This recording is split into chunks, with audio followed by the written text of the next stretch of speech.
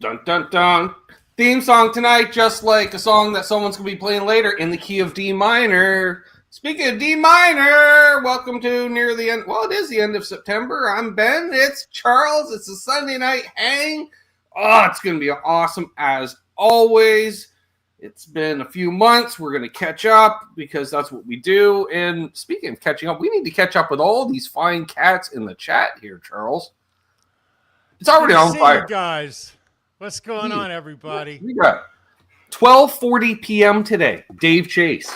Looking forward to it. Well, I hope you made it back. Or he's just been literally sitting there watching the watch page for 8 hours, which... I hope we don't let Dave down. Jeez, man. Right on, Dave. Then we got Cushman NYC. Always good to see Cush. Keith H. Brother. Awesome. Scott Sanders. Billy Baloney. Billy. Dan Gorman in the house. Great to see Dan. Dan, right on, brother. JP Page 2. What's up, Jim? Good to see you, man. Right on, JC. Who else? Harry's 3Gs. Awesome. Ryan Hall, right y'all. on, brother. Our music-in-law. The great Ryan Hall. Right on, Ryan. Michael Krause. Awesome. Michael. Trev tuning in from the road. Awesome. Right on, Trev. Who we got here? BC Rich 581. Good to see you. Right on, BC. Right on. Steve Brand. Great to see Steve. We're gonna talk about him in a little bit. Mm-hmm. I'll tell you what. We're gonna talk Down in the about back cornhole podcast. That'd be cousin Doug. Great to see Doug. Right Steve on, Reeser. Steve's here. All of his aliases. Right on, Steve. It's good to see you, man. Also, I saw. Is that Esteen Ray? Maybe I haven't.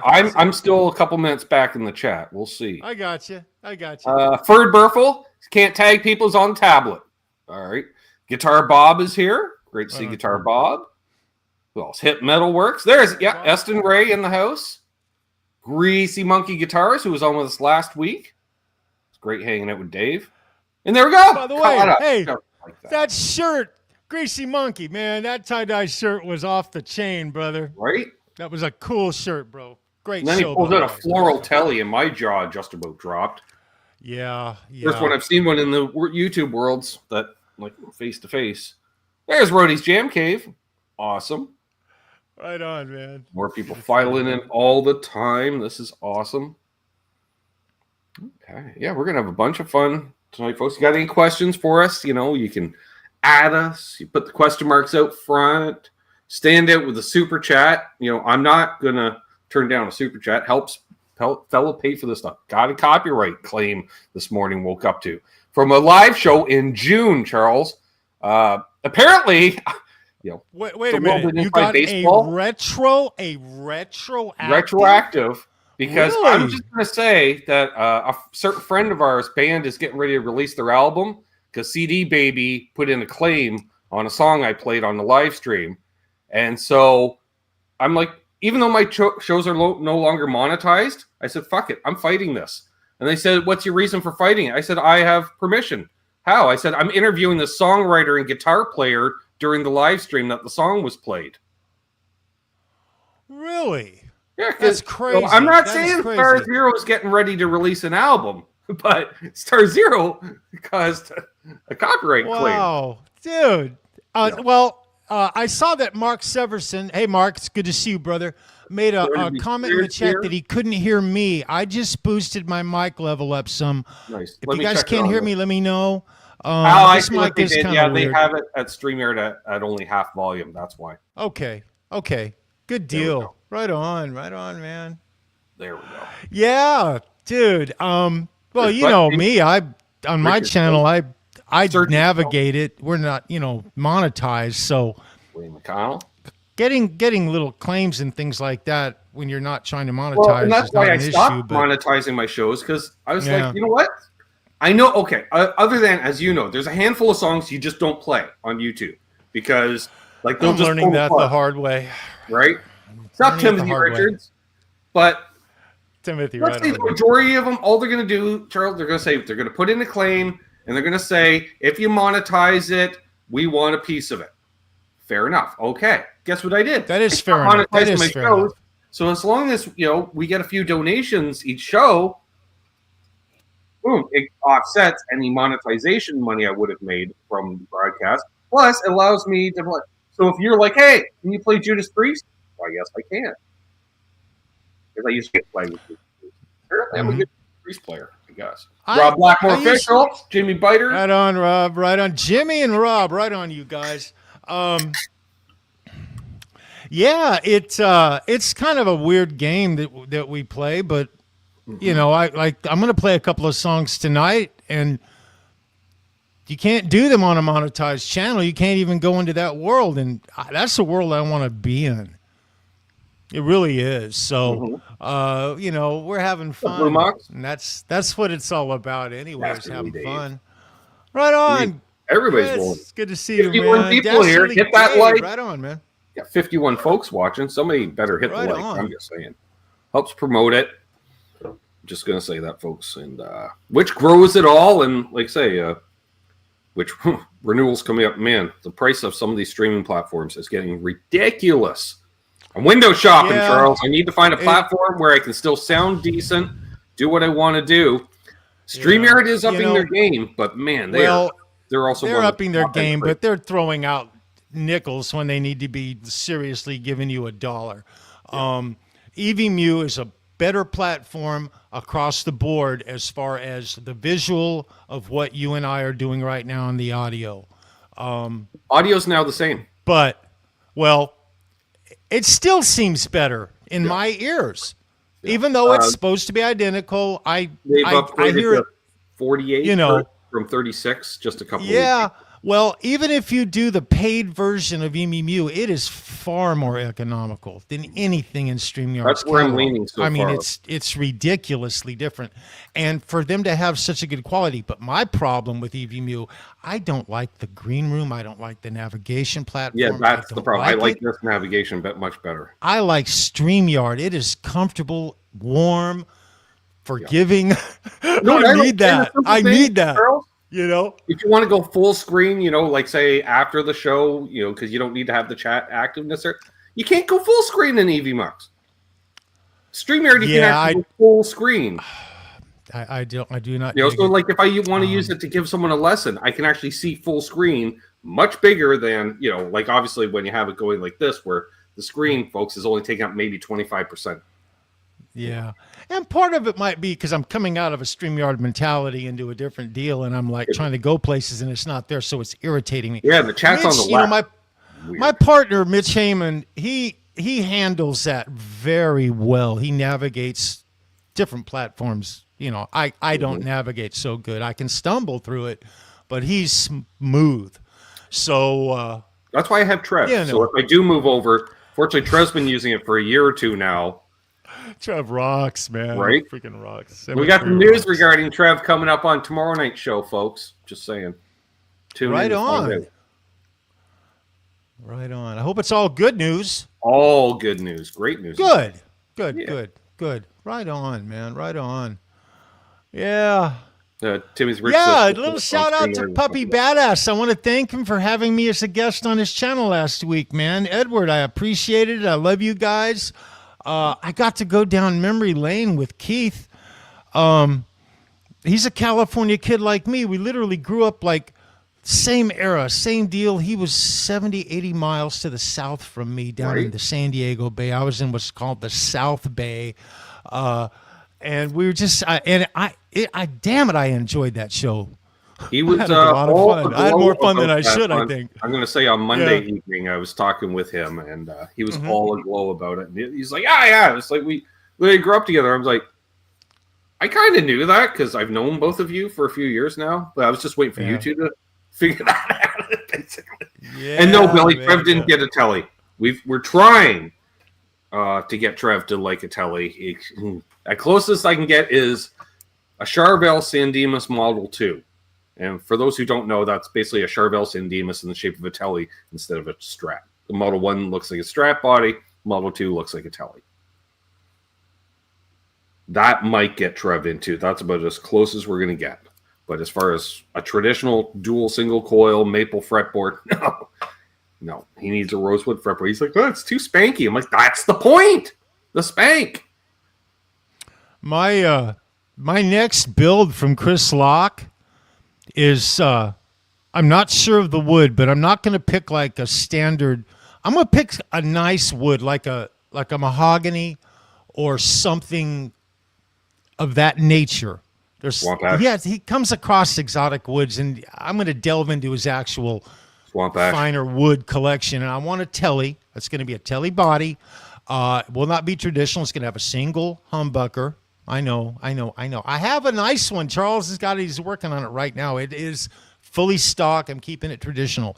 This one will have a reverse headstock. I believe you're looking at mini humbuckers in the Charles build too. I'm not going to lie. We've talked about this. Yeah, we did talk about this. Yeah, you mini humbuckers. But there are a lot of unanswered ends to that guitar right now. Yes. It's a one step at a time because this is my first telly. I've elected myself an advisory role on this build, and I'm kicking and screaming constantly, guys. I love it. Because he's building this really cool hot rod telly. I'm like, no, traditional. Yes, actually, a Jim Root telly might be the way to go, Billy. You might be right on that. And also welcome Matt from McCullum Music. And thank you very much, Michael B. The rock star has hit the virtual tip jar to help. Right on, Michael. Yeah. Very cool, bro. Very cool. Very cool. Thank you. Hey, Ben, I want to play some guitar, man. Can I do a song? Just 15 minutes of the show, the man wants to play a song. How can I say no? I wanted to look. I was ready to jump in and with Quentin and Steve a couple of hours ago, and things just I had stuff going on here, and things just didn't work out timing wise. I want to address a backing track that Steve sent me since I couldn't do it on his show with Quentin. If you don't mind, I'll do it here because the guitar players will get a kick out of it. You can sit back, play to a backing track. I'm going to light a handheld forest fire that's going to last about 4.5 minutes. What? Hashtag lifestyle choices, folks. I like your style, Ben. I'll tell you what. I always have fun. It's because of certain lifestyle choices, Charles. That's why I'm so laid back. Well, hey, I'll tell you what. So, you've been nice enough to let me do a redo. I want a do-over. I played a song on my show last week, and I didn't do too well on it. I didn't play very well, you know. Oh, Richard Clark just put up a great comment. Dang, you guys know whole songs? I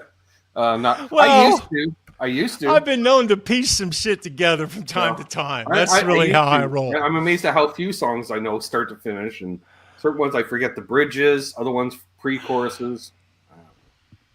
Getting older and memory and staying focused is actually a real thing. I'm noticing it. I can't imagine walking onto a stage like Guitar Hack does, or Ben, for that matter. For Ben, you know, you're a rocker, dude. You've done this. And playing 30 fucking songs. I can't imagine that. I can't fathom doing something like that. I will interject for a moment. Murphy's Law, Charles. Because sometimes I forget how long a set would be till I get on stage and I'd say to the singer, oh, by the way, how long's the set?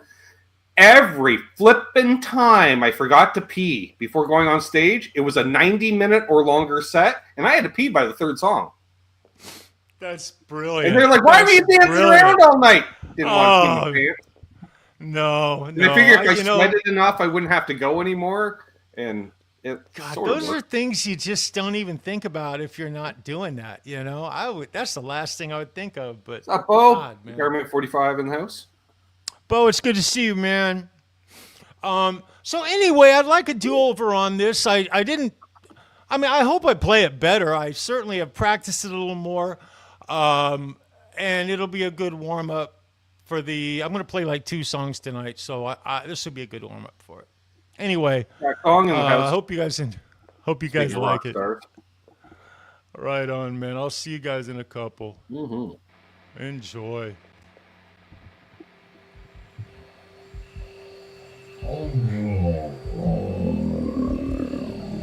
Yes, I know you're hungry. And here comes dinner. Feed 'em my Frankenstein.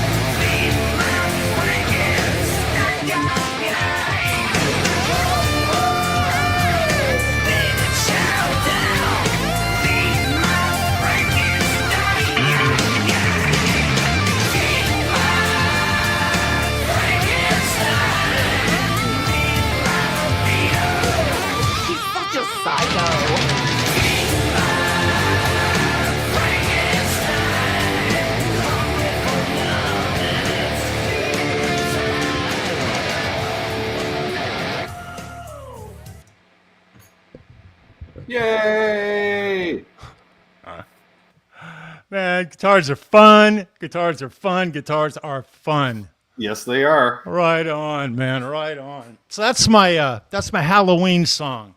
I'm Nice. working on it. I'm gonna do a Halloween show with Mitch, and I've settled in on my costume. Mitch has settled in on his. I got a couple of songs I'm working on. That solo's hard. It ain't easy. I still flutter with it. Playing it live is tough. There's pressure, but I still flutter with it. But that actual original solo is a combination of two guitar players on the studio album. I'm talking about Hey Stupid, 1991, I believe it was. Sounds about right. Yeah, I think so. Yeah. Alice Cooper, I believe it was 90. It might have been 92, but I think it was 91. Off the Hey Stupid, it was also a single. The lead single off the album, I believe. He did really successfully. I saw that concert, that tour. It was super special. I love Alice Cooper. But yeah, man, guitars are fun. Damn straight. I got all kinds of stuff going on, man. Ben, I don't know where to start. Shit. Well, that's the opposite. Last time you said I got nothing. No, He's man, got I everything. got a lot going. I got a lot going on. Look, okay, I want to give a shout out and tell a little story about the shout out to Steve Brand specifically. I'm sending him a guitar neck. Okay. I'm giving him a neck that is a mediocre at best. It's got a, I'll put it this way. It is not twisted. It is straight. It has not really been abused. I never played it. I never played the crap out of it. But I did kind of work it into someone I was trying to get it to play properly. The neck I'm talking about is the Hot for Teacher Chris Locke build that I had done. This guitar right here from Locke Customs. It's been painted. I had Neil Daly do the paint job on it. I was happy with the paint job. Very happy with the paint job. He reliced it just like I wanted it. It's cool as shit, and it's a Chris Locke body. Bunker? It's spec'd Papa Blue. beautifully for a Hot for Teacher. But when I got the guitar, Randy Price, by the way, shout out, brother. You'll get this really. You're gonna love this anyway. Inside. Randy's been feeling under the weather, so shout out to Randy to feel better. Too. Yeah, feel better, you flipping shredder.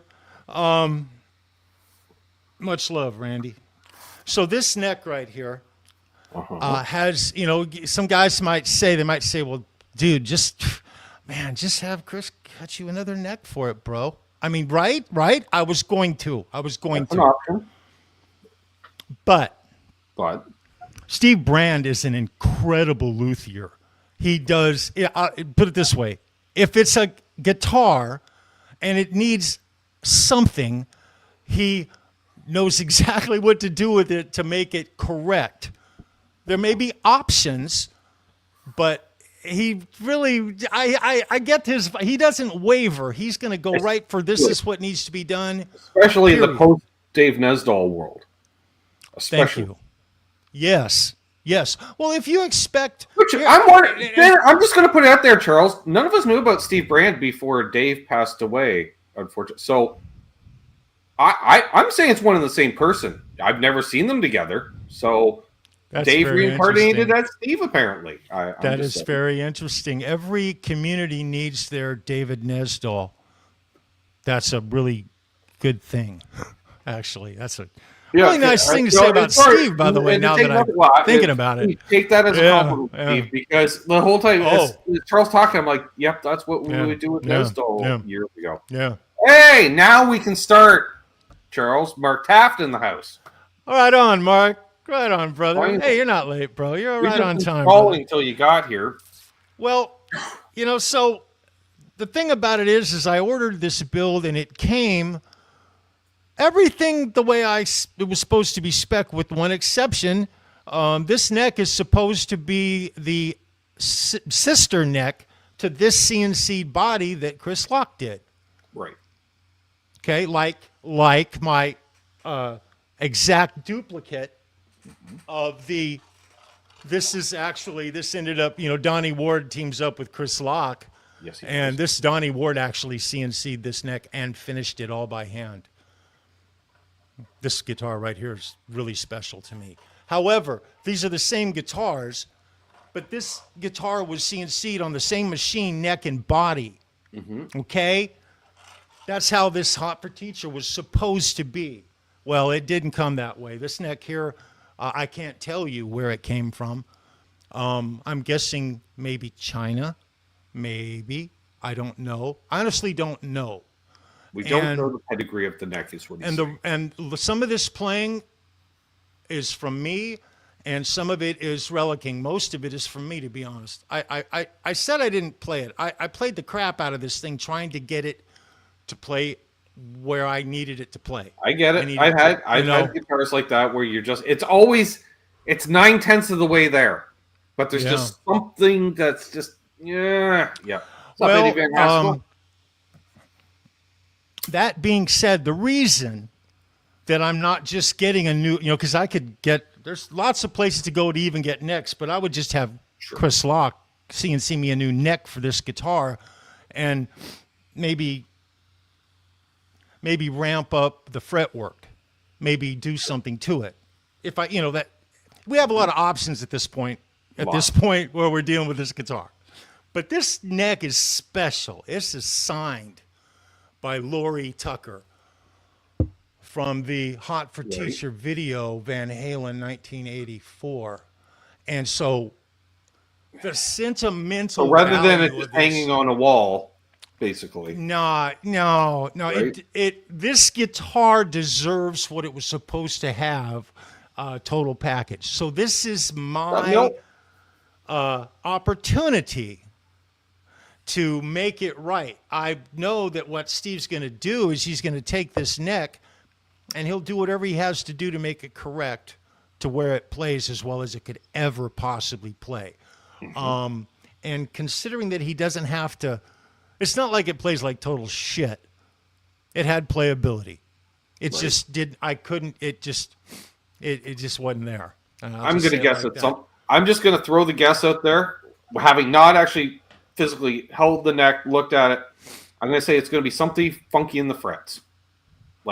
I'm thinking that just the finished appointments, whether it be the beam or the radius block, needs to be done. This is what I'm wondering, once the frets were done and you got it, a fret lifted somewhere, something, no, it never really had from the get-go.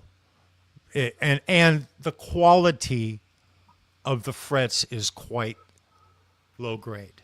Now that's another thing. That's probably where the problem is because they that makes a difference. You don't have to have stainless steel. A good composition in nickel is fantastic. Yeah. And it's fantastic. Soft frets are okay anyways. So, you can dig into soft frets. Stainless, they have their place. To play. They certainly have their place. I have stainless on a couple of guitars. It's not my favorite fret material. I prefer nickel fret, hands down. Yeah. But so I'm going to send that to him in the next couple of weeks. I'm going to send it off to him. I'm going to let him deal with it and just make it right. So I've got that build sitting in front of me. Nice. We've got the build with Charles. He's wrapping the telly. Yes. So that's going to come up whenever. That's just on the table. And then I've got this 3 Series Ibanez. I think it's a 360 Ibanez. But it's got that Wizard 2 neck on it. Okay. I love that guitar. I love that guitar. So I'm going to put it back together and put a new Floyd on it. So that's 3 guitars I've got to deal with right now. That's 3 right there. So I'm busy. I'm busy with guitar projects and stuff. And that's not short-term stuff. It may be 5 months, 6 months before I get all that dealt with. I understand. I have many guitars that have literally been sitting on that rack for years that I've yet to get around to. And for a variety of reasons, I just haven't got around to it. And Instead, it's like, do I fix one of my guitars? No, I just buy a Gretsch. Yeah, right on. I have issues. Like, ooh, sparkles. I'm like a toddler, Charles. You put sparkles in front of me, I'm like, ooh, I'm distracted, and I end up taking it home. Oh, you know I've what? noticed that my last 3 guitars have all had sparkle finishes. Man, it is a wonderful thing getting a new guitar. You can never have enough. I don't care. You can never have enough guitars. But something else I noticed, I on a guitar note, talking about flipping back to like playing guitar and talking about guitar. So I have this. My guitar teacher has been taking me down. I was waiting for the comment from Guitar Man 45. As soon as I bring up sparkles, he gets mad. Bring up what? Sparkle. When you bring up lovely sparkle guitars, because he saw mine. He's like, oh, I need to get one of those. He's like, you can't find one of those. I said, I know. They are rare in that color, especially that year. Matt, and you're not used to Bo not just like saying, excuse me, I'll be back in a moment, and then showing up with the same damn guitar that you're showing. Right? And that happens a lot. I mean, it's not like it's a once in a while thing. It happens all the time with Bo. That's cool as shit.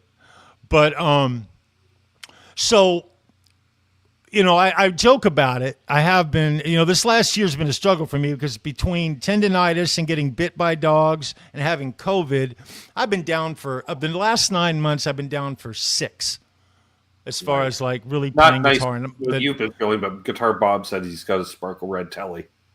Nice. So I was like, nice, right on, Bob. And Matt claims to know. And so I'm at a point right now where my fingers are feeling good, and I'm back in the game. Back in the game, and so I was enjoying with my guitar instructor. He's been taking me, helping me deal with this whole jazz business, and a lot of the backing tracks and stuff that Steve and Quentin do on their channel is more of a jazz. Fusion is a word. People hear fusion and they go, "What?" Yeah. We're talking about music that has possibly different tempo. It definitely uses different chords. They're all the same chords we use. See, that's the confusing thing that I've been getting over.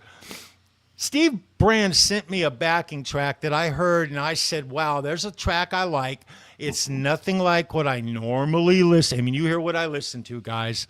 This is nothing. Like I say, that's traditional. It's the chord progression. Most of the stuff we play and let's do it. It's going to be a 1-4-5 or a 1-2-5 chord progression, which is, so if you're in the key of E, chances are there's going to be an A and a B involved. Or if you're in A, it's going to be D and E, or A, B, and D, And what type of A, B, or D or E? Oh, they're all, most of the time it's all major chords. Like if you do a power chord, that's generally a major chord, but not necessarily. Some power chords, when you realize, you're like, oh, that's actually a minor there, not a major. But none of them involve numbers, folks. Like, that's one thing. In rock music, you won't see any number. There's no sevenths. There's no added ninth. Or nothing like that. And you just made that fucking animal rear its ugly head, because that's the thing, okay? He sends me this backing track. He says, you're going to love it. I asked for it because I liked the way it sounded. It was very jazz. These, I swear to God, you can always tell with these backing tracks because they put these words in there like smooth, right? Smooth or anything but. Smooth if you're in a comfort zone, Charles. But it's not smooth if you're not in a comfort zone. You might see the word rock, but it's smooth rock fusion, which means it's jazz, damn it. And so he sends me this track, and it's in E minor, he tells me. I'm like, oh, that's awesome. That's like a warm blanket. No, it's E minor 9th with an A minor 11th, with a D9 sustained 4th, with a C major 7, so on and so forth. Math chords. That's what I just call those, Carl. If there's letters and numbers, it's algebra, it's math chords. And that's what I want to learn, too. Well, okay, so these are the chords that I personally have, like a vampire, have kept my way. That's the sun, man. Keep me away from that shit. Now, I have been fragmenting everything I just said my whole guitar journey. Sure. All those chords I've been fragmenting those chords. That is powerful. Because they're actually whole chords, and they're all within specific keys. Depending on the mode that you're playing in, you're going to still use a lot of those same notes. Yep. So that's something that I've been like evolving into, and every once in a while it's happening now where I'll be in A minor, and it's happening in A minor and E minor right now for me more than any other because I play in those keys more often. Exactly. And, those are the comfort zone of most rock players. And you can cross over modes. Yes. At the 12th fret between E and A, you can cross over your modes and throw in notes you shouldn't throw in, and you get used to it with your ear because it sounds dirty and you think, oh, that's cool, but there's a version that's better, I promise. Or at least know the difference. Okay? Just know the difference is wonderful. It's powerful. It really is. Even in small amounts. Quentin said something funny on his show the other night. I decided to pick on Quentin and Steve tonight, if you guys haven't noticed. And he was talking about figuring out, Steve was talking about this particular scale and what note was this. And Quentin worked it out in real time. It took him 10 seconds to do it. Didn't even take him 10 seconds. And he was acting like that was a long time. And I'm thinking, shit.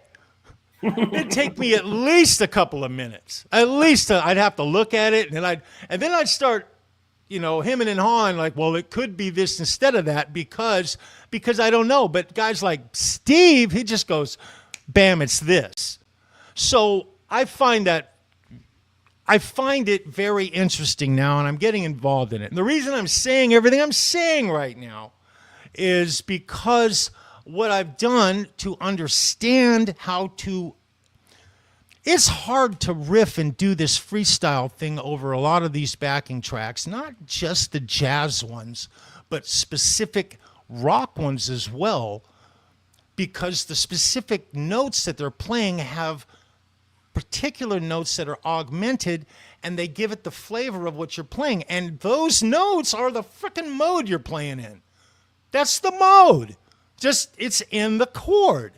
So if you understand the mode, and this is the difficult, you gotta learn your mode within the chord, then make the connections, and there's many different connections from different directions, but there's a constant truth to it musically, or theory. I hate the word theory. I fucking hate that word. Gives me a headache. What do you mean? But how this has helped me is I learned in E minor 9th, I learned in A minor 11, I learned the D9 sustained 4th, and I learned the C major 7. Okay, and those 4 chords, along with a couple of other fragmented, like the D9, I'll fragment it because it's a big chord. You have to use all 4 fingers to play it correctly. I'll use 3 sometimes and just stay off the one sweet note, and it's always but I'll do it as kind of a fill thing between it, and I'm starting to kind of rock out this backing track. It's a jazz. It's called a smooth.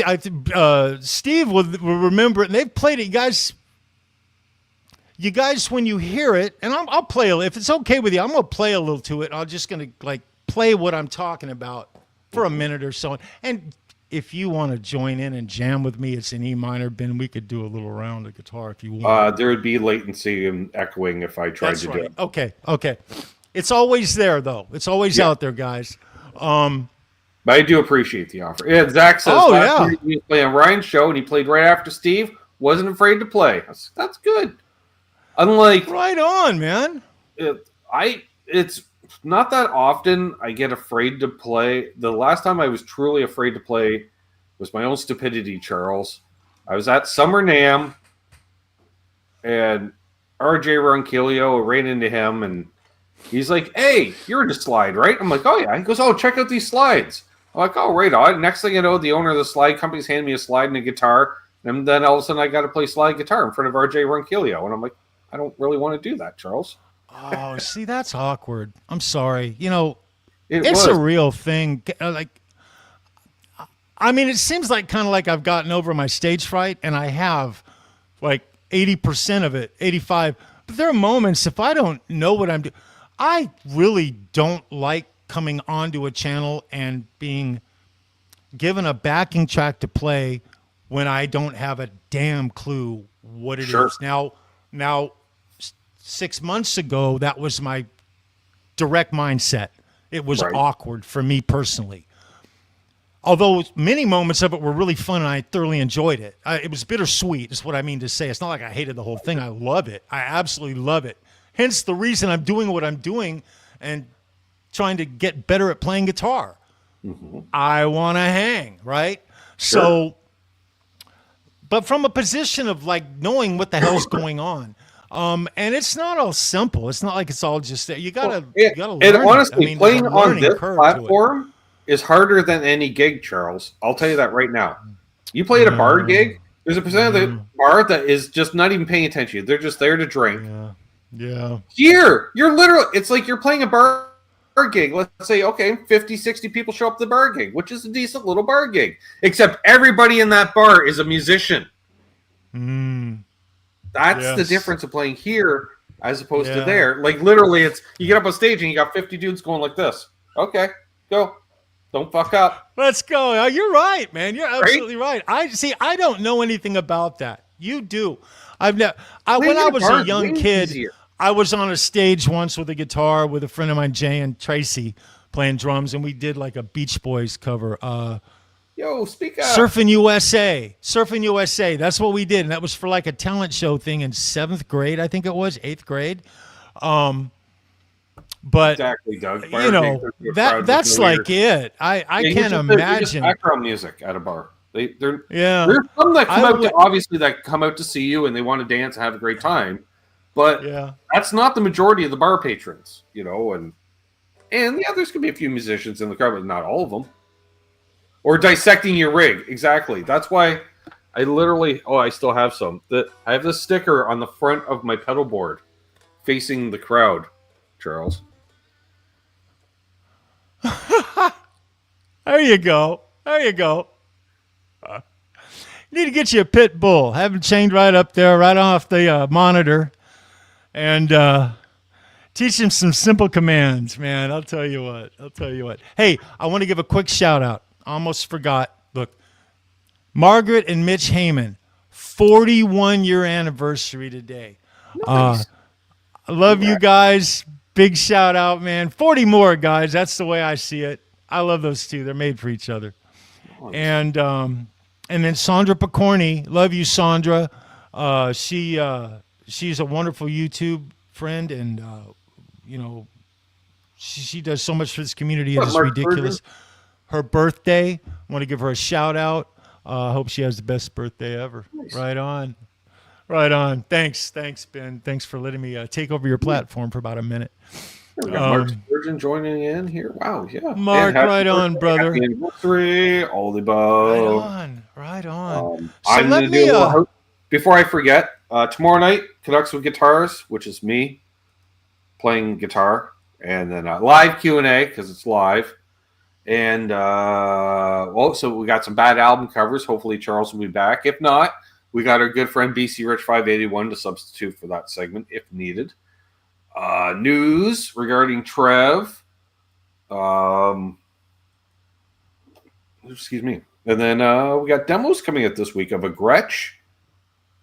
And a new lower end Squire that I'd never seen before, a certain model of. What? A Squire Jaguar? Yep. Squire Affinity Series Jaguar. I was shocked. Sounded pretty good. If called upon, exactly. Right, Rob? If so needed. Right on, man. There's my house cleaning. Oh, and next week, 1 week from tonight, we got Aaron from Albus coming on for a hang, which is always fun. That's always a great show. Right? Hey, I see Steve Brand in the chat. Yes. Good to see you, Steve. Right on, man. I know you'll get that neck dialed in. And now, the guitar. See, this is how the glass is half full, you guys. I'm taking that negative. Mm-hmm. I'm getting Steve a beloved member of this community, to make that neck play well, I'm going to have an extra special story now with that Lori Tucker guitar. And that's priceless. Priceless. Doug wants to point out I'm never called upon. I'm just called idiot. You were on like 2 weeks ago, dude. He was on 2 weeks ago. How quickly he forgets, Charles. That was when we were doing the deep dive on the Ernie Ball Music Man Access. Super Sport. You've been spotlighting and showcasing some really beautiful instruments. I'm noticing something about it. A lot of the jazz guitars are really, the structure and the way they're built, the geometry of them is, it seems to me, it's not so much for playing. You can play beautiful lead with them. Typically, the lead work is more of a single note. You don't have a lot of dirt on it. It's very clean. It's a whole different dynamic. But the way that they have a shorter scale, I'm noticing, and it seems to me they're easier to underscale. Really? Well, Yep. Does it? Some are in between Fender and Gibson. There are some that are more in between. playability in fretting out whole chords. I guess what I'm trying to say. Is that just something I'm thinking in my head then, or I find it plays very much like a Gibson, like a Gibson to a Gretsch to a Les Paul. Okay. Like not a big difference. Same feel, like rosewood fretboard, similar radius. do they have a wider? Is it a wider nut? Is it an R3? I mean, that's kind of what I'm getting at. It seems to me they would have a wider. It could be a touch wider. Well, like for instance, let me get some juice. Since we got one right here. Let's see. Let me see that. Every time I pull Reaper up, I lose it. Okay, well that looks like a 3 to me. Looks like a 3 to me. I don't know if I have. Maybe the nut may be cut. What's the width of an R3 nut? Yeah. So 1 3/4 scale. But where the notches are, Right. that's Notch really notch? important. It is just under 1 3/4 inches. I want to say. Okay, so that's an inch so and what would that be? If that's 12/16, would be 10/16. 1 inch and 10/16 is the string to string. Okay. Pretty narrow. Outside width. What's the outside width of the nut? The whole nut. Yeah. The outside All width. right. We got. Basically, the fretboard where the nut meets the fretboard. Basically 1 3/4 inches, just a hair under. Okay. Okay. So you've got an R3 nut, I believe. Chat, keep me straight here. Make sure I'm on the right path. I don't want to be talking bad info because I'm just learning a lot of this stuff. So that's going to be easier. Fun fact: I love fret. playing Van Halen on these things. Say what? Oh yeah. You know what? I don't think I've ever, maybe one time, played a guitar of that style. It was a Gretsch. I was in a music store. It was a Gretsch. So. You can't get overly crazy with the gain, but you don't need to. You have unlimited sustain. You can almost do it like an EBow and tapping out harmonics like on the octaves over chords and shit. Yeah. Ding, rings right out. Well, the guys who use those guitars use effects and everything. They use it differently because it's a whole different game. It's something that so now I'm not doing that. I have my standard dirty high gain tone. It may be blasphemy. I don't know. But this backing track that Steve sent me is the most jazz thing I've ever played to and enjoyed it. Okay? Enjoyed it. All right? It's not like I've been doing this a long time. In a couple of months. Great example. Rock on a Gretsch, love removal machine. Now, I was going to say that Billy Duffy is someone who stands out in my mind as a right. And then Ted Nugent. Malcolm Young. No, Ted played Birdlands mostly. Well, I'm just saying though the style of the guitar. Yeah, but then you got Malcolm Young. Yeah. That tone, that's a Gretsch into a Marshall bass amp. Yeah. A Gretsch with like 13s on it. 14s maybe even. That's like piano wire, dude. It's ridiculous, is what it is. That is well, ridiculous. The man never bent a note in his life, Charles. So as long as you don't have to bend a note, they're great. You know what? I just for 2 minutes to stand there in front of his rig and ring out some D and some G and some A chords. Oh, God, it would be pricelessly priceless. Anyway. And he's basically playing a double cut chambered Les Paul. Yes. More or less. Yes. Yeah. Interesting pickups in that, though. I'm not really sure. Those, I mean, they're obviously not stock.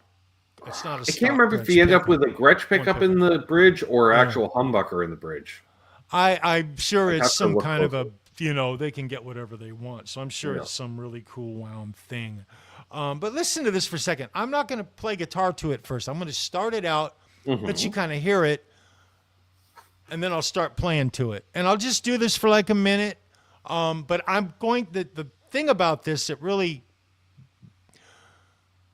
this is interesting because I'm going to play an Aeolian, basically melodic minor. It's I have no idea minor. what that means. I don't know It's the minor scale, essentially. Okay. It's the, well, that I know. The minor scale.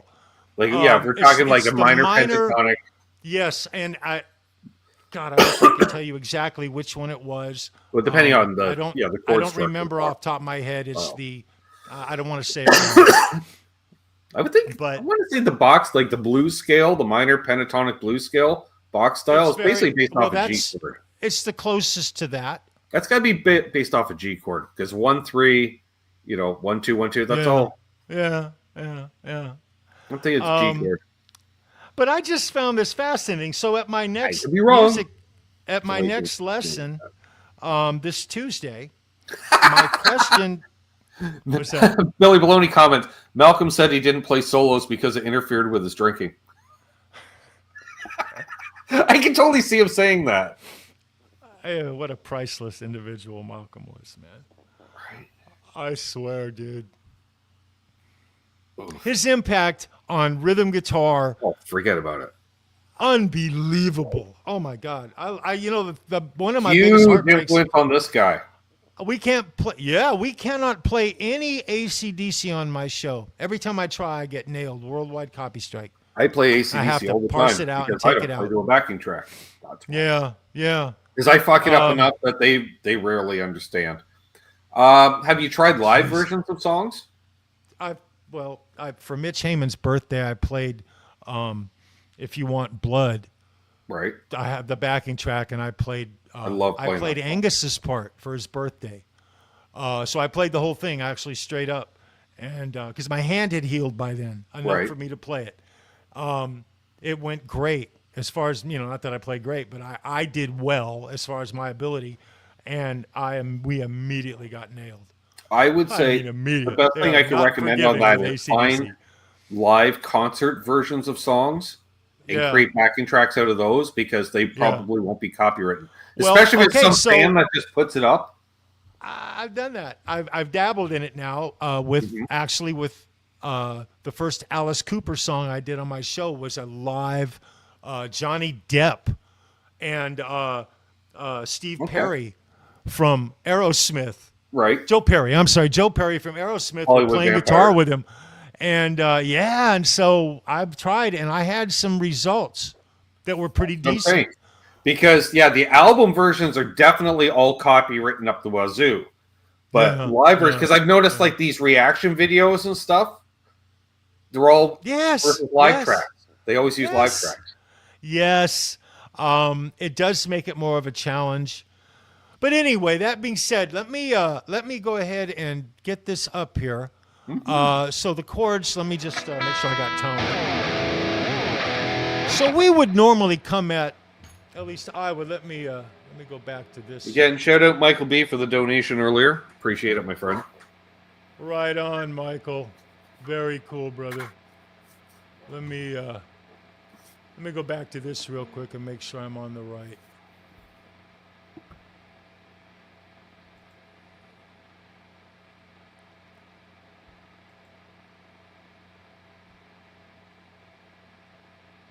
For some reason, I've lost that. That's fine. It's all good. It's all good. So the chords I'm talking about is the C major, and we would normally play a C. Like I would play a C. Obviously, the root C that we all learned. That kind of a C, right? Yeah. Right here. Well, or I usually do it there, or Sure. maybe a bar chord. That's pretty much how I'm going to rock a C. Yep. Now, Once in a blue moon, I'll do it as a full bar chord up on the 8th fret. well, but the C major chord I was talking about is. Here's how it rings out. Okay. And it's important that you hit those notes and it rings out in that particular C chord. Mm-hmm. And if you vary it, it loses all its flavor. And if you go too far, you're just double stopping, and you can rock along with it, but you're not really capturing the actual notes that you need to play the solo. Yes. Okay, and all the notes you need are within the chords you're playing. The meat and potatoes of it is. And so I guess what I'm trying to say is coming at these songs, this type of music, this genre of music, and being able to hang with it is my being able to take a key and actually, instead of saying, well, I need to do this, know the chord. Know the chord. Know what the chord is, what the variation of it is. That way you're in the ballpark of being able to know where those notes are in the backing track that you're playing. And that's why when I see guys like Steve and Quentin and guys in the OU812, and you do it, you already know what notes you're supposed to kind of hit because you're kind of in the zone already, if that makes any sense. I know what I know. Yeah, kind of thing. Well, so I usually live in the pentatonic, but I can throw in a few of those half steps here and there. I know where they are on a few spots on the fretboard. Makes it sound all fancy and stuff. I know. There's like 20 people. It doesn't sound that fancy. It sounds pretty fancy. Just saying. The other chords, now that's just to see. Let me go ahead and pull this up so I make sure I don't want to misquote things. It's Q's not here because he probably did a show and he had to take a nap for 3 hours to recoup from his show. That's my guess. Because he's old and decrepit. I figure if I call him out, maybe,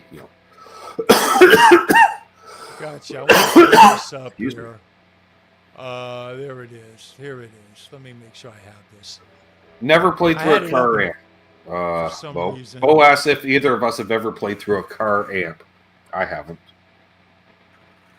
Not that I know of, brother. No, they're super boutique. Marshall clones. Yeah, so this is a C major 7. Okay. This is an E minor 9. Now the whole chord, I guess you guys shit, I don't know. Can you see this? Can you guys see this? I'm trying to keep my hand. Well, you just moved the mic in the way just now. It was out of the way. I'm an ass. Let me see here. How about that?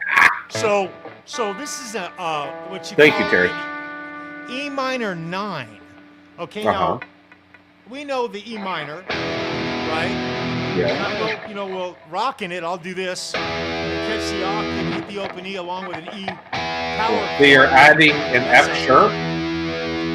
Well, E minor 9th is adding an F sharp in there? I believe you're right. Yay! I think know so, Nashville but don't numbers. hold me to it. That's how I know this stuff, Charles. It's based off Nashville number system. Is that shit I fucking know? Like a 145, a 125, That's how I understand the jazz notes, because I know an 7, an 8 is just a 1, but an octave higher. Okay.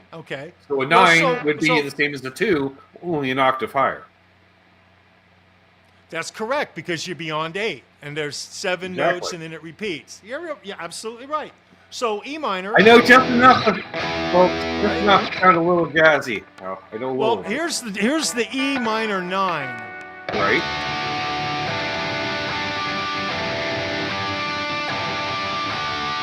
Hear that? Hear that? Yep. That part of it specifically. So I have these big hands, and this chord is a pain in the ass. Okay? It is a pain. It hurts for me to actually do this. Now, I have to do it because it's really important within the scope of the song to hit it correctly when you're jamming with the backing track. However, I'm a little lazy. I'm a little lazy, so I might accentuate these two fingers here and catch the three notes, the open string, and maybe add the fourth. Okay. Or I might do a version of it, just the E, just the top four strings, and catch it like this. Okay? And it sounds a little fragmented. However, you add one more note to that, and you've got a whole chord, literally a whole beautiful chord. And it's got two other shapes. I call them shapes because these are the shapes I always see the jazz guys playing. I see Quentin do this all the time. I'm on to you, Quentin. He knows all the chords. And so A.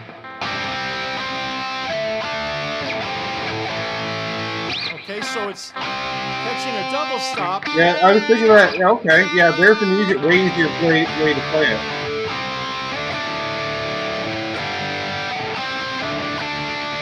And so the shape of the actual note that I'm hitting. Charles. Steve just mentioned it's way easier to play the chord that way.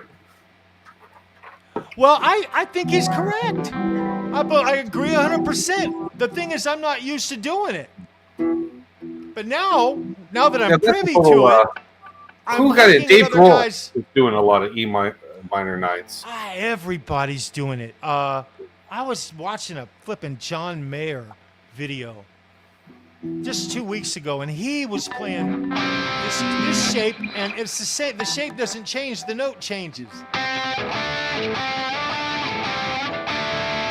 But you want to play it in this fashion because if you're gonna play solo work over it, it already gives you within that box. You've got a whole massive fragment of notes that are safe.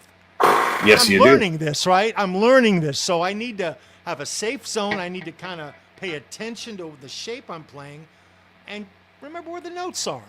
So, but this backing track is incredibly jazzy and it's incredibly rock. And this is what I'm going to ask my instructor on Tuesday. Why? I want to fucking know why this. I'm going to show you guys what I'm talking about. This actually is working because it doesn't always work. It is not cookie cutter. It all depends on the notes within the backing track. All right? So our main keynotes here. I've never done anything like this before, so bear with me, man. Last time I tried to do a music thing and show you guys a Robin Crosby lesson, it was, I'm so sorry, Ben. I literally get Ben all involved in it, and then I don't even pay any attention to Ben. I was nervous. That was back in my, and I'm lucky I was even there days, bro. I had stage fright bad in those days. But anyway, the notes are this. We got that C. We have the E. We have the A11, and then the D sustained 4. D9 sustained 4. Okay? So here's the backing track. I ain't never played to anything like this. But when I heard it, I was like, you know what? I like this, okay? This is cool. It's got a lot of soul to it. And I just had this moment of saying, well, if I could jam to this, I could learn to jam to something like it, you know? So anyway, that being said, the chords right now, so here we are.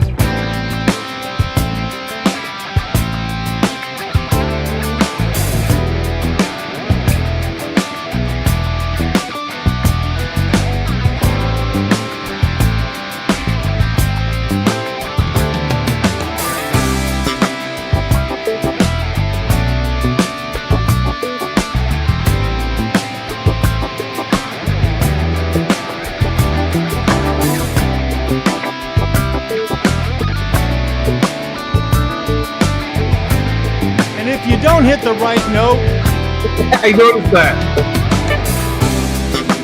It's okay if you hit a wrong note here and there. Yeah, really, you can hang in the G major pentatonic for a minute there, and then it moved. I'm like, oh, there it left off the E minor. Fuck now. It's incredibly forgiving, except for to the purists. I mean, if I was jamming with a couple of jazz guys right now, you know, some cocky bass player, and I didn't hit that F sharp or whatever, he would he'd look down his nose and be like, bro, where's the F sharp? Because it's math to those guys. Yeah. It's math. It's mathematical music. Oh, it's all math. Simon Hosford takes this shit to the next level. This is his world, ironically. This is Steve Brand's world. Quentin James hangs out in this world. I just want to learn. But anyway, I want to show you how the E minor pentatonic. Well, I'm not really doing the pentatonic. I guess I am kind of. Yeah. Well, I get it. Because if you say you were doing the E minor pentatonic over it, because that makes sense, because I was doing the G major pentatonic over it, which is the exact same scale. It'll work, and you can obviously, you've got an E, you've got an A, you've got a D, you've got a C, and a B minor 11. I'm sorry, and by the way, I called this a D9 sustain. This is a B minor 11. That one there, it's the same shape. I just said it wrong. I'm sorry. But anyway, check this out. Check it out. And I'm sorry if I hit a couple of wrong notes, guys, but I'll just do this for about 30 seconds or whatever.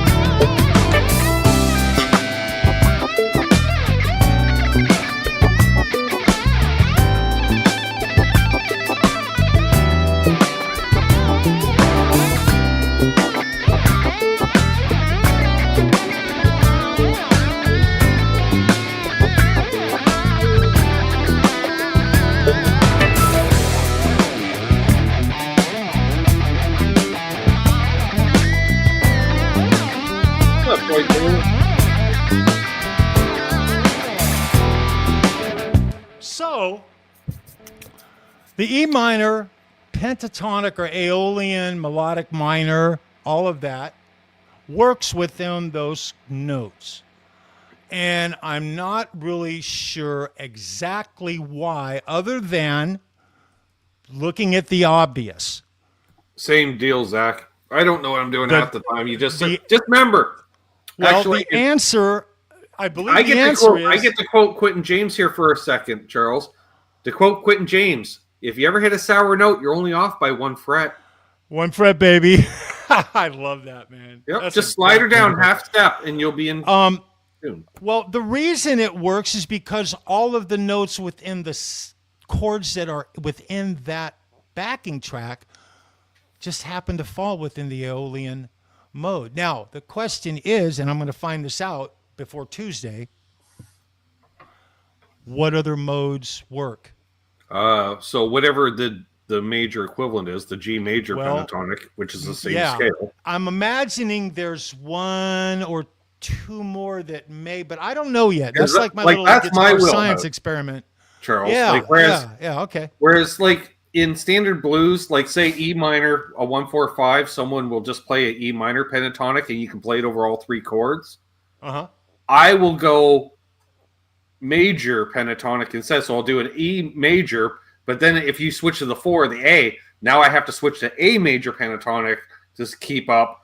So like that's the only difference is with the root, with the minor, you can stay there for all 3 and play over all 3 chords. Whereas with the majors, you have to move around specific to that chord, which because can the get a notes little are busy. within that But it scale. sounds cool as fuck. I get it. So, I get it. Yeah. Yeah. Yeah. Well, hey, look.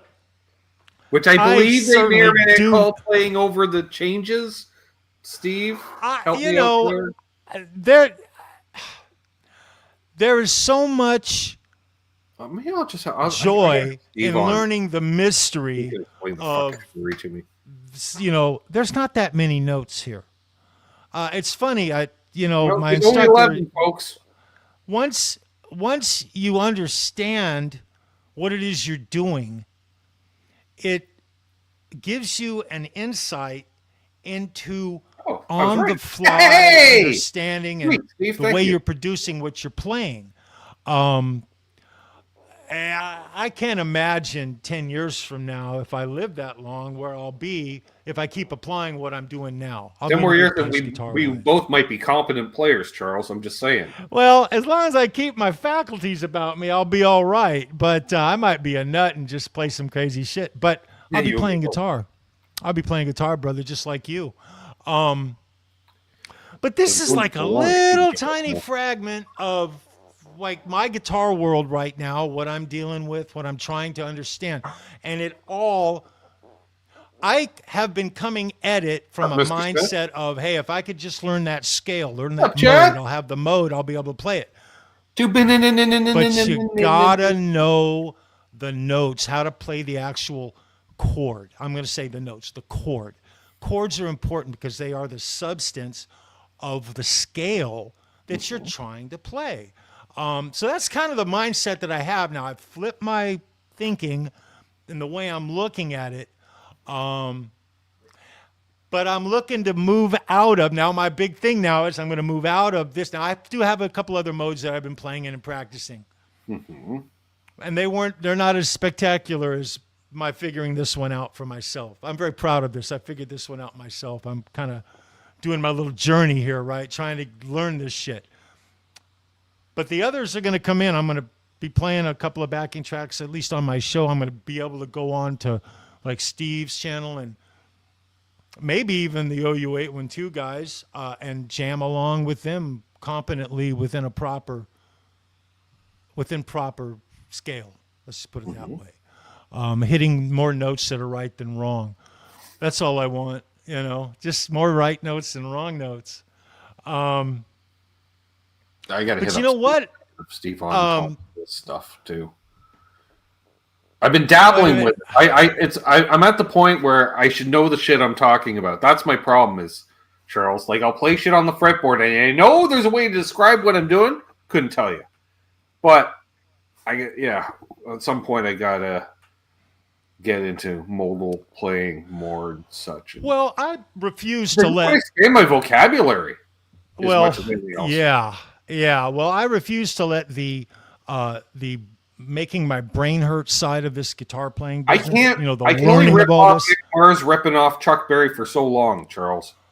Because that's the way I see it. I'm ripping off what Mick ripped off Chuck, more or less. It's just. So, but I'm going to keep my joy about this, and I'm definitely morphing it into my normal guitar routine and playing and enjoying songs, and it's making me a better guitar player already because I can find a note faster. There's little tricks and things that I've been taught. I'm just going to say it like this. It's worthwhile to take some guitar lessons. I'm just going to say it like that. Formal guitar lessons from someone that's who true knows too. Guitar Man 45 says, Charles, my instructor always told me that I need to learn rhythm first correctly in order to play lead. And that's the God's honest truth because rhythm guitar is all those chords. And there's a lot of chords, man. These jazz guys, I've gained respect for jazz guitar players other than just their accomplishment. They know the structure of a guitar chord up and down the neck. Yeah. There's many places to find and beyond just doing power chord. Like we've all played power chords up and down the neck our whole life because way beyond. That's what we do, a lot of rock with that, especially with that droning open E, open A thing. like I'm just saying, like Judas Priest off the top of my head. Not that I was listening to the Priest live yesterday. That's what I love, baby. That's what I love, and that's not going to change. And so, that's not going to you're change. playing essentially in the Cage system without knowing you're playing in the Cage system, and it's like, it's just power chords. Yeah, but what are those chords if you were to make a musical arrangement, which is beyond playing just firsts and fifths? Yeah, there you go. Well, we're getting into arranging. Well, I'll tell you what. I got another song. Let me play another song, Ben, if that's okay. This is a song that I've played once before. It didn't go really well for a couple of different reasons. It's one of those nights where I came in like 30 minutes before show, no warm-up, pissed off, going on a game face, and having to play guitar. And it should have gone better than it did, but it didn't go very well. So I would like a do-over on that. I promise you this. I'm not going to say I won't make a mistake, but it will be leaps and bounds better than the last time I did it. This is the only second time I've done this on the show, on a show live. And I think that's it. Let me do and a little more house cleaning. Coming up at the top of the hour, folks, is Pete Thorne. Just saying, he just to go back the extra half hour to accommodate that. Coming up at the top of the hour, Pete Thorne, live from Japan. Which, who doesn't like live from Japan stuff? That's badass. Right? Pete Thorne is badass. Japan, and he's going live for us, So, it'll be 10 a.m. Monday morning for him, I think. So, enjoy that. This is like some Jason McNamara stuff.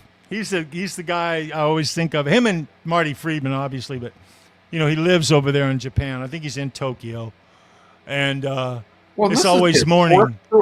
Fourth tour in 2025. Wow.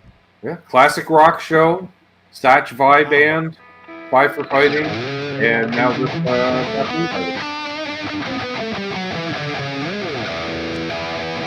all right, guys. Hope you enjoy.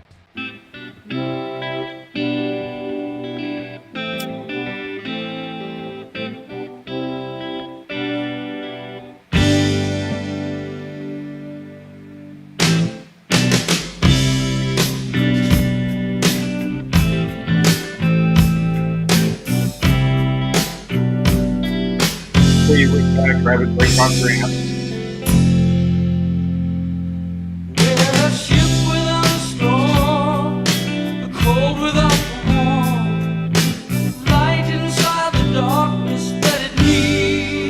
Oh!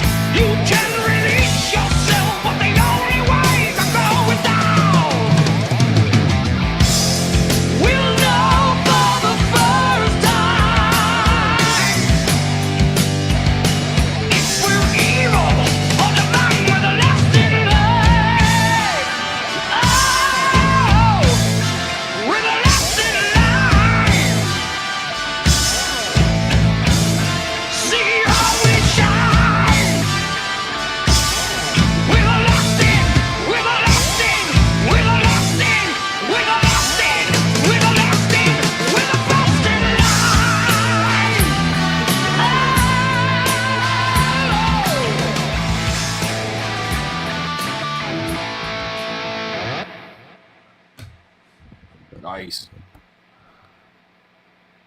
It went better than the last time. Mm-hmm. There's still room for improvement. Well, there's always room for improvement. Not everybody's Vivian Campbell. No, and I hope he lives forever. My goodness, man. Let me close this out and make sure that's off. Right on. Yeah. Right on, guys. Comments, concerns, folks, get them on out here.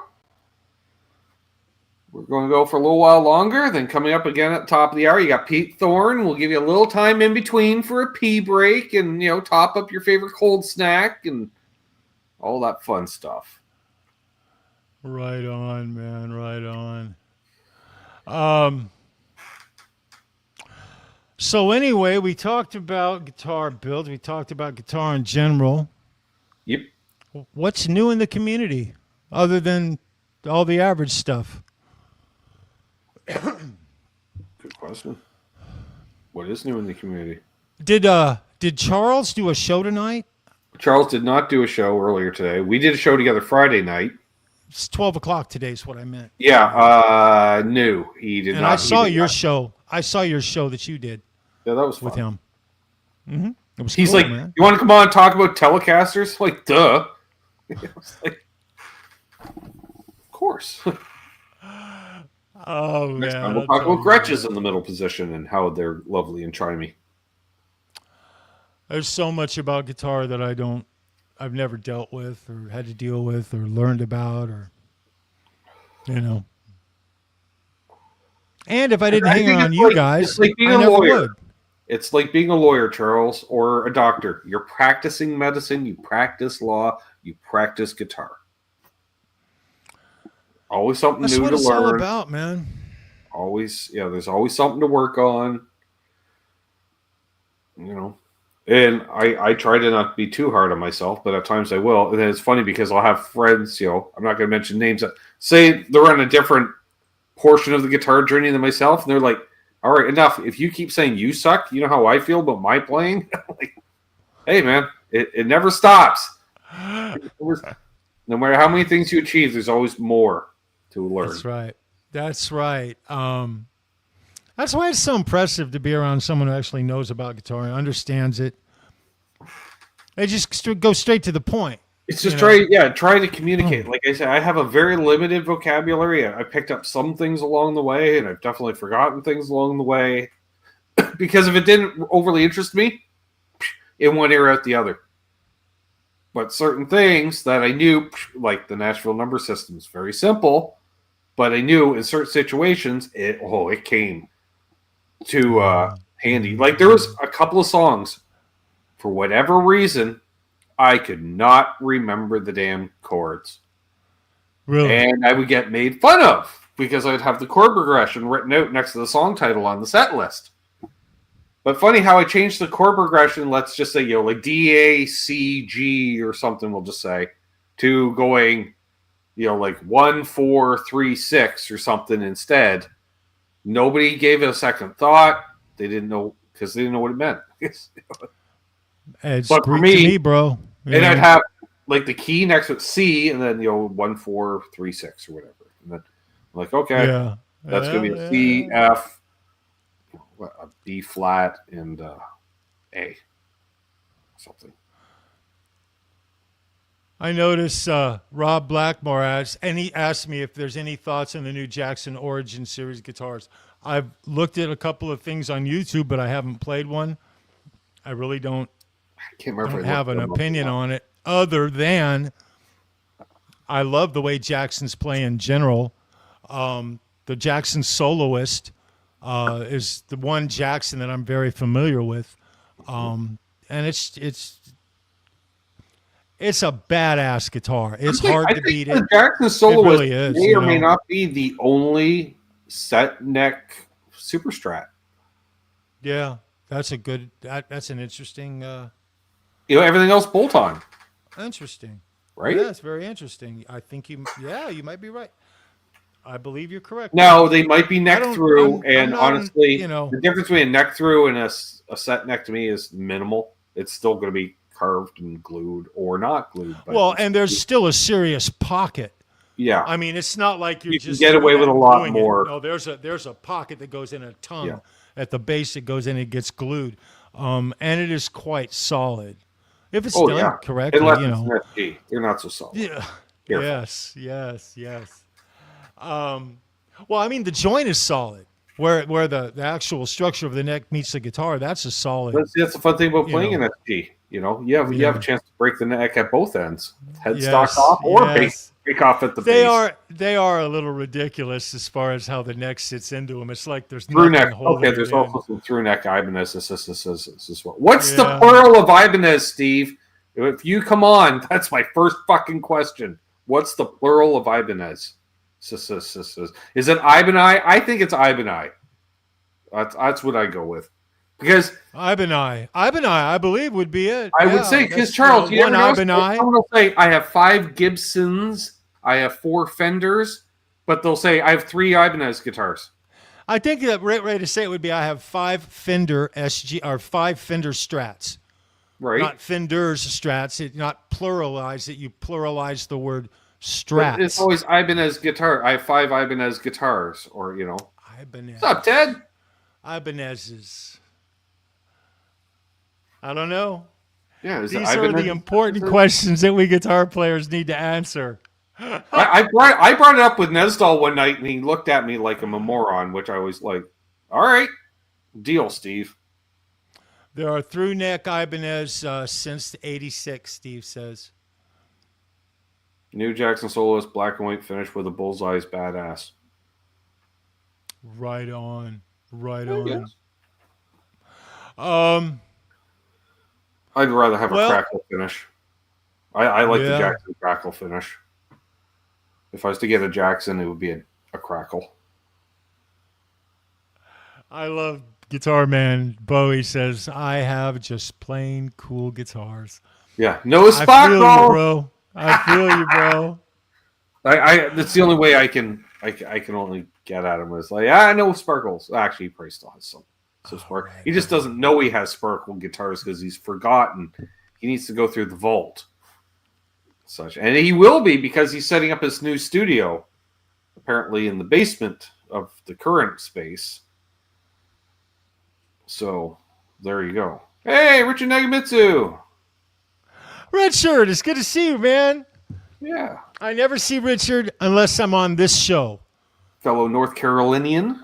It's good to see you, Richard. Right on, man. Right on, dude. I was searching for tones, also North Carolina based most of the time, as far as I know. Right on. Right on, you guys. I'm lucky I'm across the river. Who doesn't like Beach Buggy Flake, right? What time's it getting to be, Mr. Ben? It's all part of the flash and the glitz. I love it. Very cool. What time's it getting to be? We are at the bottom of the hour. I think we should go 10 more minutes, and then we're going to call it an evening. The 100-minute show has a certain symmetry to it. See what I did there, Trev? I like that. That's pretty nice, man. Richard's asking if you saw Priest and Alice Cooper last weekend. No, I did not. I had a couple of other things I had to deal with. One was my grandson, so I had like a family thing dealing with it. But I've seen both Cooper and Priest several times, and I've seen just this last, the last time Priest came through town was less than a year ago. So I caught that. Actually, it was just before Richie had his heart situation that he went through. So I guess it's been just a little more than a year. But I wanted to see them. I love the Sentinel live, and I just want to say, Richie, he does that solo some serious justice. He's made it his own. Then Bosley in the tour this week, and I think Mark Taft might be headed to that as well, if I'm not mistaken. I remember him talking about that a while ago, that he had tickets, I thought he said.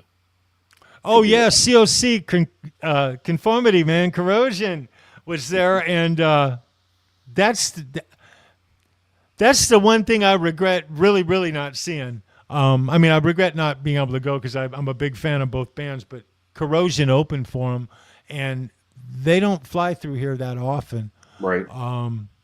So that would have been really cool. It's the give and take in life. That's the way life is, man. Yeah, right on, Richard. Very cool, brother. Mm-hmm. Right on. Playing at the Pine Knob. Okay. So Bo knows where they're playing. He just doesn't know when it is.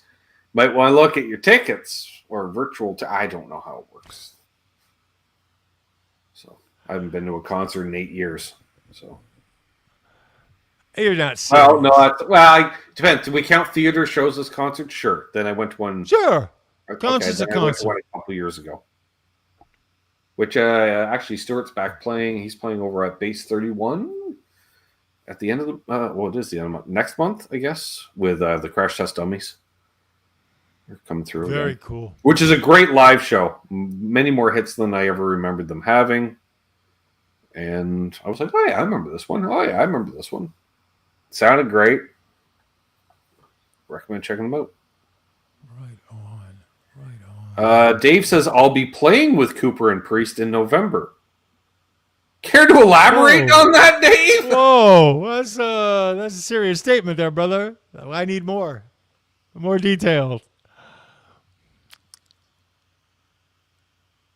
That's awesome, Dave. Right on, brother. Bo just has his phone sets off. Oh, you're going to a concert. Oh, okay. Jeez. That's what I said. I get those same notifications, Bo, from Live Nation. They will literally contact me. I know they do it to a lot of you guys and say, hey, you might be interested in this. Camp. He's going to a rock and roll camp. Nice. Oh, wow. That's cool. That's cool. Yeah. You're going to see. Are you doing the one with the Priest one? Is that what he's talking about? Yeah. I saw that. Oh, that's too fucking cool. Right on. Oh, Dave, dude, that's badass, man. Yeah, I'm not gonna lie. That's cool. badass. Right on, man. I don't think we can top that, Charles. Like everyone else is like, oh yeah, did you see them? Oh, I'm going to see them. I might see them. I'm going to see them. Yeah, I'm going to play with them. What? I looked at a little bit of that. Alice Cooper's, I believe, involved in it as well, if I saw what I saw correctly. Well, and I guess my question would be, basically play, sing in front of whoever's up on stage, right? I think Rob sent. Hang cool. on a second. I think this might answer me because I was actually wondering if, impossibly. Oh damn! Yeah, there you go. That's the Circle of Jackson soloist. Oh, and Steve Brand is dropping some news that he might be playing with the Darkness next month in Vancouver. Fingers crossed. Right on, Steve. And I don't think that's a rock and roll camp. That would be Steve sitting in with the band. Not too shabby. Let me see if I can get this correct without. See that? Nice. If you can see that or not. Right on. Right on. That's badass, man. See, if I'm going to get an 80s style graphic, I think me personally, I'm more of an animal print person. I thought about, when Dr. Fabric and I were first initially talking about what he was going to do, I was going to go like Python. I was going to wrap the body in a Python fabric. Yeah, like a Warren D. Martini thing. Or like a cheetah. I thought about cheetah. Yeah. I did like 9 animals, 10 or 12 animals. I even tried elephant skin.